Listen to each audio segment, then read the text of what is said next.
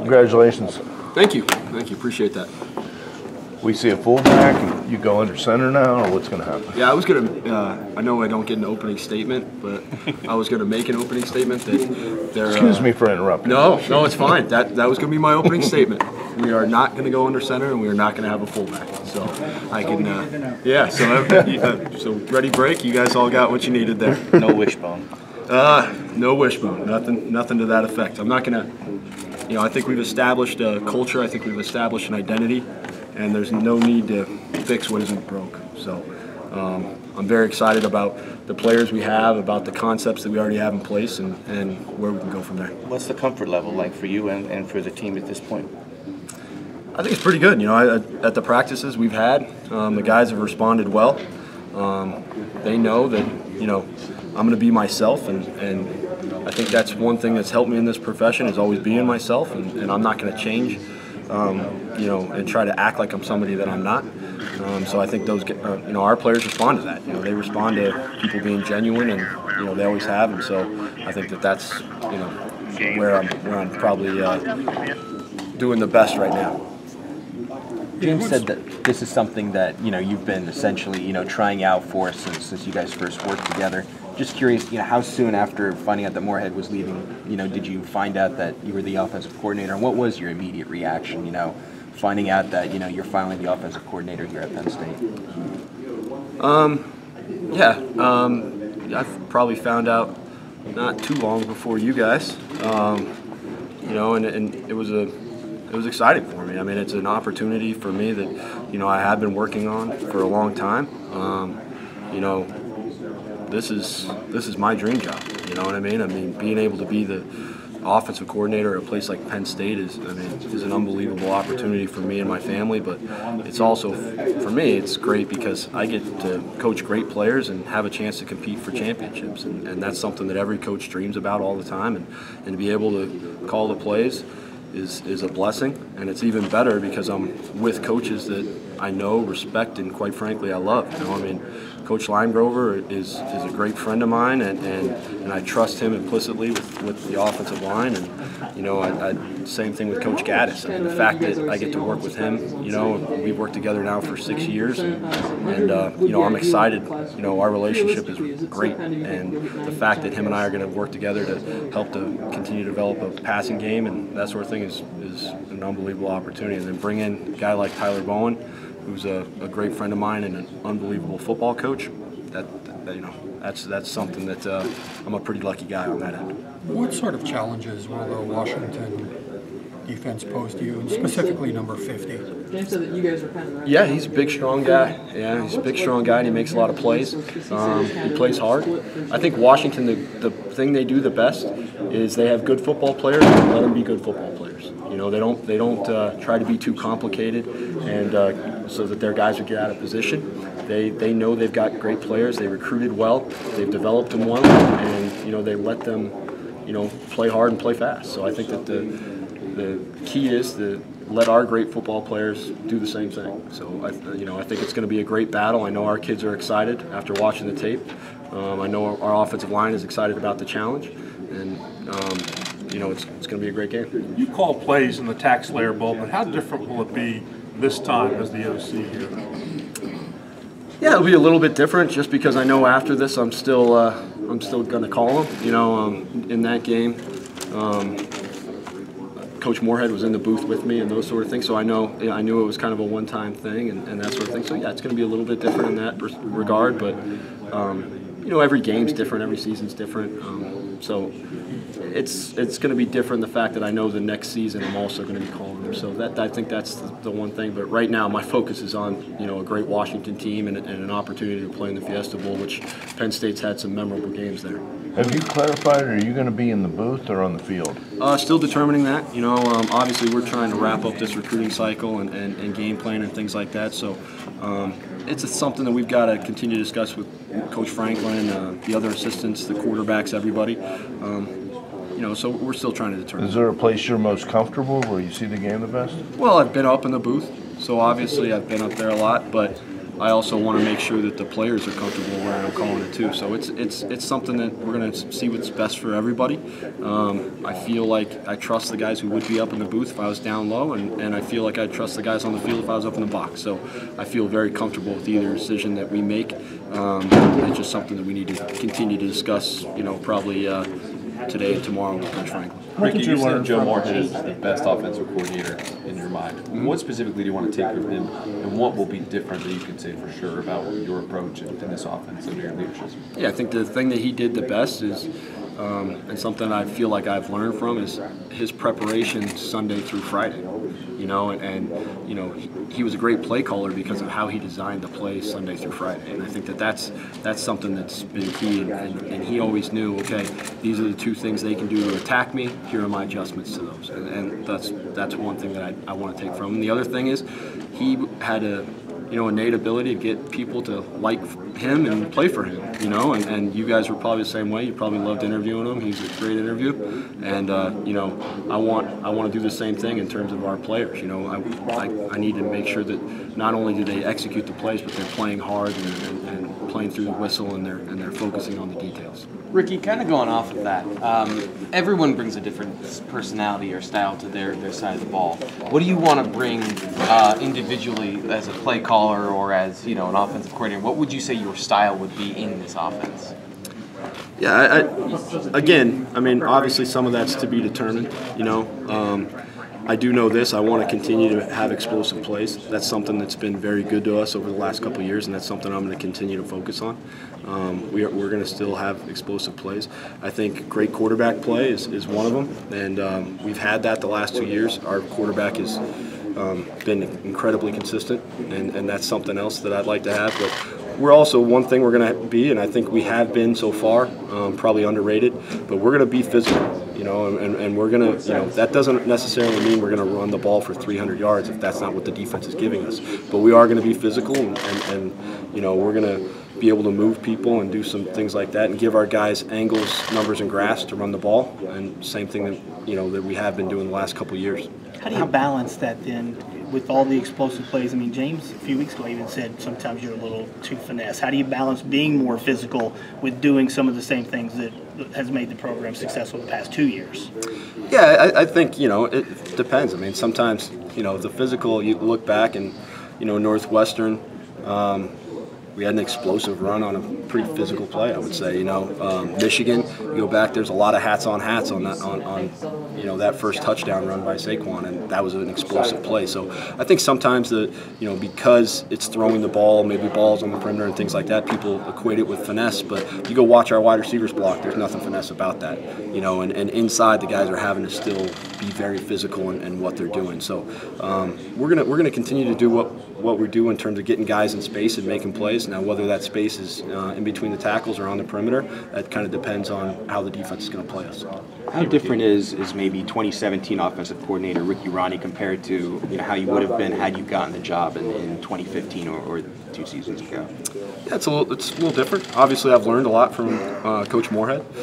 Just in terms of putting together a game plan, ways to attack a defense, things like that. So yeah, I would say it's substantially different. I would say everybody is different. I think Joe Moorhead today is different than he was back when he got here. So I think that we all grow every year. If you're not growing, you're not getting better, then you might as well hang it up and do something else. So I think, yeah, I would hope, in 2019 I'm a different offensive coordinator than I am now. So I think it's something that I'm always going to be changing, always going to be evolving, making sure that I'm putting our guys in the best position to win. Do you feel like you were ready to be the offensive coordinator 2 years ago and you were just waiting for your opportunity, or do you feel like you've since become ready to take on this responsibility? It's kind of like being a parent, right? You kind of always feel like you're ready, and in the back of your mind, that there's some things that are going to come up unexpected that you may not be prepared for. But I have a lot of confidence in my ability. I have a lot of confidence in the coaches around me and their ability. So yeah, I feel like I could have been successful back then, but I'm more than grateful with the opportunity to be able to learn under Joe. Is probably two of the best years of my life in terms of learning a different type of football. So, you know, I was very grateful for that, and I'm grateful for this opportunity too. I feel like I'm ready, and I feel like the other coaches on the staff are ready to kind of take this thing to another level. Hey, Ricky, first of all, congrats. Thank you. You mentioned the recruiting trail. What's been the early reaction from recruits to you being OC, and what's been your message to them when you meet with them? My message has been kind of the same message it's been to you guys. I mean, we're going to continue to build on the things of the past couple years. Everything that they signed up for in terms of their role in the offense is going to be the same. And I feel like I've been received pretty well. You know, these kids are they're pretty savvy now, right? And they knew the goals of you know, Coach Moorhead, and so they knew that, you know, he might have been moving along at some point. And so I think they all prepared themselves that, you know, they were coming to Penn State, you know, to play for the blue and white, to play for Coach Franklin.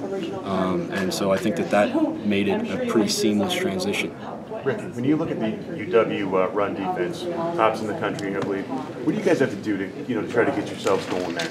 Yeah, I think it's about getting angles.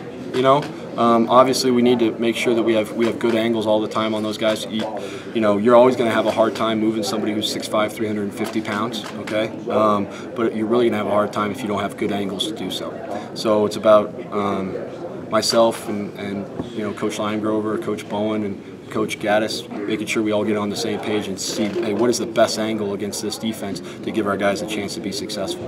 And then it's all about, you know, numbers and grass. We also have to have enough blockers to block everybody, and then enough space to get them out there. So I think it's the same things as always, but we've just really got to focus on the angle part of it because of how big they are.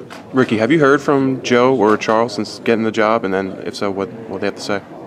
Yeah, I've heard from them. I mean, they're good friends of mine. Yeah. You know what I mean? And so I've heard from them. Just congratulations.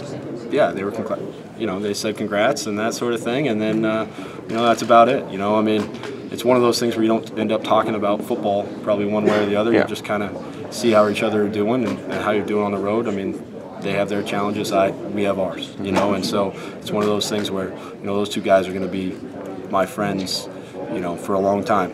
You know, so it's something that I'm going to stay in contact with them, and hopefully, you know, we can utilize each other as resources down the line. What will the offense look like pre-snap and everything? Joe, they said huddle was a dirty word. Mm-hmm. Obviously never under center. You were probably asked earlier about the fullback. So do you have tenets that you believe in, that you will never do certain things like a huddle or under center, or are you more willing to try different things? Yeah, I mean, we're not going to go under center or a fullback. A huddle, you know, I don't. Obviously, even we, you know, we don't huddle, we congregate. I don't know if Joe ever told you that. So it's more of a congregation. So if we ever want to do that, we can congregate, but we're not. That's not something that we're going to go to. I mean, in my opinion, there's no need. You know, we only have these kids for 20 hours a week, right? So teaching them multiple ways to do the same thing doesn't seem real smart. So something where we can kind of make it a one way so that they can go play fast and they can learn the other team's scheme and that sort of thing. I think that's putting them in the best position to win. And for you, in that 20 seconds or so when you're trying to get in the right play, what are you looking for? Yeah, it's helpful. I mean, obviously I get to see, you get to see kind of what a defense is showing you and those sort of things. Obviously the defenses have become much more adept at changing and trying to disguise what they're doing. But I think we've got some, we've always watched tape. You can see a couple things that might give you a clue. But ultimately, when it's all said and done, it's about, the execution of the play call, and I think that's something that our kids have done an unbelievable job on. No matter what play was called, it's executing it and getting us the best play possible. Ricky, you referenced the nose tackle earlier. Where does Vita Vea stack up in terms of the linemen you've seen over your time here, and what does their front maybe resemble to past opponents you might have seen? Can they remind you of anybody? Yeah, somebody asked me that question. One of my buddies asked me that question once, and probably nobody we've seen. They're a little bit different than anybody we've seen because they are so big, but they're not, yes, they will two-gap, but they're not just plotters in there. They have some great quickness and things like that. So I would say that they're a little bit different than anybody we've seen. Yeah, they're great front. I'm excited about it. I know our players are, but it's hard to compare them to anybody we've played against. against. You know, I mean, we've played against other 3-4 fronts, and they're a little bit different than really all those teams. Is a nose tackle the best you've seen at that position so far, or where does he stack up? He's right up there. I mean, you know what I mean? I mean, I haven't studied him, you know, side by side and all those sort of things like some of those guys, and I'm trying to look at everybody, but he's a very, very good football player. And, you know, I mean, he's got a bright future ahead of him, you know, and I'm excited because obviously, you know, iron sharpens iron, so you want to be able to play against the best, and that's why you get to play in these big-time bowl games, and so I know our guys are excited. Ricky, where do you think Miles Sanders has made his greatest strides the last 2 years? Playing within the scheme, you know, I think that, you know, if you watch him, he does a nice job of hitting the holes when they're there, of picking up blitzes and things like that. He's really made some huge improvements on that. So I think that that's something that he's done a really nice job. The other thing is, he runs a lot more physical than people probably give him credit for. You know, obviously Saquon is a physical specimen, and so people think that Miles is small, and he's not by any stretch of the imagination. I mean, he's a big physical kid too. So I think that that's the other way, is just finishing runs in a physical manner. Tommy Stevens is listed on the depth chart now. What went into that whole decision, and you know what can we expect in the Fiesta Bowl? Yeah, I mean, obviously, when he's in there, he's been able to show that he can make some plays, you know, and he does it in a variety of ways. So it was just one of those things that's kind of recognizing his unique ability to affect a football game, and I think you can expect very similar ways of us using him. Obviously, we've got to be creative in ways to get him the ball, but also, you know, make sure that he's always in a position to succeed, you know, and not put him in places where, you know, he's doing something that, quite frankly, he would struggle at. Yeah. So, you know, it's a thing where it's an awesome opportunity for me to be able to use somebody with his type of talents, and we've got a bunch of guys like that. You know, we've got some unique players on our team, from Mike Gesicki to Deshaun, Jawan, obviously Saquon, DeAndre Tompkins, and Saeed. You know, we've got some great playmakers, so be able to use those guys in the best way that, you know, highlights their abilities. What's the most unusual thing about Tommy as an athlete overall? So one thing that kind of sticks out that you don't usually see from him? Yeah, I would say just how natural everything is to him. You know, I mean, he can run a route, and you can kind of tell him what you want, and he can do it. You know, and everything's very natural to him. You know, he's probably one of those guys. I've never seen him, but I bet he's really good at pool. I bet he's good at darts. I'm sure if I put him on a golf course, he probably is going to drive the ball 315 yards right down the center with a baseball grip. You know, I mean, so he's just one of those guys where everything is just very natural to him, and that's pretty rare, especially in today's age of people specializing. So him being able to do a bunch of different things is a pretty rare. During your career, you put up a lot of numbers and had success. What was Ricky Rahne, the quarterback, like? What kinds of things did you do? What kind of player were you? And how does your experience there help you with these guys? Well, it was before the spread, so I probably you were under center, right? No, well, I was under center, but we went a lot of shotgun to throw the ball, if you check the tape. I will say that before the spread, so I might not have been even on the field now. I wasn't the most athletic cat in the world, so I was a pocket passer, and I think the best thing I did was, you know, I was able to see blitzes, see things, and slide protections and do things like that. That was maybe more out of fear than anything else. You know, I didn't want to get hit, so sometimes that's the best motivator. But yeah, and then the other thing I would say is I was competitive, as I am now. And I mean, I think that was probably my best attribute my whole life, is just being a competitor. Have you had 10 minutes, Ricky, since you got the job to reflect and say, wow, you know, or have you been just grinding away? You know what I'm saying? Yeah, I would say, with your family and say, wow, you know, this is a pretty cool thing. Yeah, I mean, probably talking with my mom and my mother-in-law.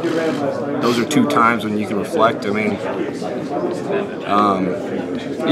you don't, for me, my wife's family's from Pittsburgh, you know, and so for her to basically think that we're going to be here a good long time and she can see her grandsons grow up, you know, for my mother-in-law to be able to tell her I was going to be here, that was pretty special. And then my own mother, yeah, that was fun for me. So. You're a little emotional. Yeah, well, I feel like Coach Franklin right now. So. We only need one guy who cries at press conferences, so we don't need another one. But yeah, no, it was pretty emotional. You know, something that I was happy to be able to kind of reward both their faith in me. Ricky, will you undertake any specific preparation? Gotta let Ricky go. Since it's been 2 years since you called plays. We gotta let Ricky go. All right. All right. Thank you, everybody. Appreciate it.